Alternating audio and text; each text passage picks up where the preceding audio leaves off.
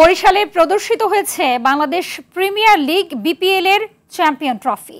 Cricket ভক্ত অনুরাগীদের দেখার জন্য দুপুর ৩টায় নগরীর ব্রজমোহন কলেজের জীবনানন্দ দাস মঞ্চের সামনে ট্রফিটি রাখা হয়। এর আগে বিসিক শিল্পনগরী থেকে শোভাযাত্রা করে ট্রফিটি ব্রজমোহন কলেজে আনার সময় মোটরসাইকেলে শত শত ক্রিকেট প্রেমী যোগ দেয়। সেখানে অবস্থানের পর বিকেলে ট্রফিটি নিয়ে যাওয়া হয় বরিশাল বিশ্ববিদ্যালয় ক্যাম্পাসে।